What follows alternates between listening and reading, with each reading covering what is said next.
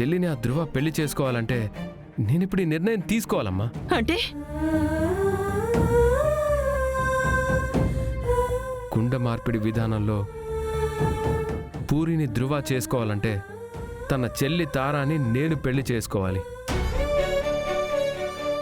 ఆ రోజు ఈ కండిషన్ పెట్టాడు కదా. కట్టుకున్న భార్య బతికుండగానే ఇలాంటి నిర్ణయం తీసుకుంటావా గగన్? ఇంతకంటే మూర్ఖత్వం ఇంకేమైనా ఉంటుందా? ధృవ కన్నా మంచి సంబంధం పూరికి ఇంకొకటి దొరకదమ్మా. పూరికి ఇంకో మంచి సంబంధం చూసి పెళ్లి చేద్దాంరా. పూరి కోసం భూమి జీవితాన్ని నాశనం చేస్తావా? నువ్వు చేస్తుంది నాకేం నచ్చడం లేదురా. నాకు కూడా నువ్వు చేస్తుంది నచ్చట్లేదమ్మా. ఏం మాట్లాడుతున్నావే? నేనేం చేశాను?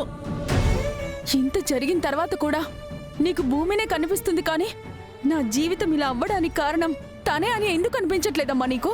ఇందులో భూమిది ఏ తప్పు లేదు పూరి. అంతా ఆ అపూర్వ కుట్ర. రేపు ఆ భూమి వచ్చి నీ కళ్ళ ముందే నన్ను చంపేసినా సరే అది చేసింది భూమి కాదు అంటావు. ఎవరికైనా కడుపున పుట్టిన కూతురంటే ఇష్టం ఉంటుంది, కొడుకంటే ఇష్టం ఉంటుంది. నీకేంటమ్మా కోడలంటే అంత ఇష్టం? అన్నయ్య నా కోసం భూమికి విడాకులు ఇస్తాడో లేదో తెలియదు కానీ నువ్వు మాత్రం భూమి కోసం నన్ను ఇంట్లోంచి బయటికి వెళ్ళిపోమంటావమ్మా. ఇది కన్ఫర్మ్. అమ్మా నాకు నిజం చెప్పు, నేనసలు నీ కూతురునేనా? నీ కడుపునే పుట్టానా? లేదంటే ఎక్కడైనా చెత్త కుండీలో దొరికితే తెచ్చి పెంచుకుంటున్నావా? అమ్మా ఏం మాట్లాడుతున్నావు? కొట్టకమ్మా, ఏం చేస్తున్నావు?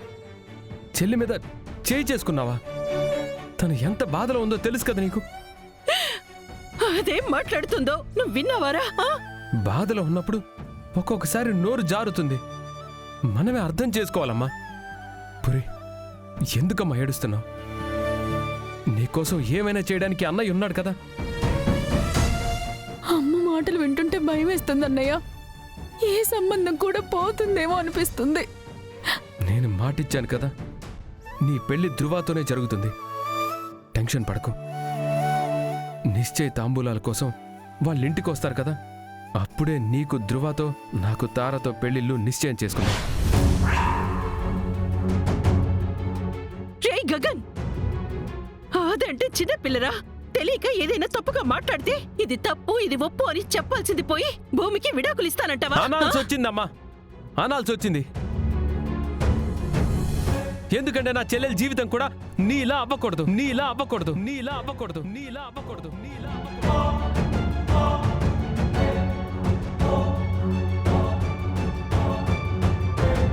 అది కాదమ్మా, నా చెల్లి అది భూమి నా జీవితంలో నుంచి వెళ్ళిపోయిందమ్మా. సంతోషం కూడా తీసుకెళ్ళిపోయింది. కనీసం నా చెల్లైనా సంతోషంగా ఉండాలి కదమ్మా.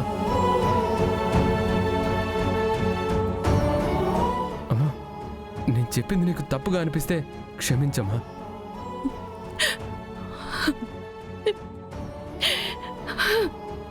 అమ్మా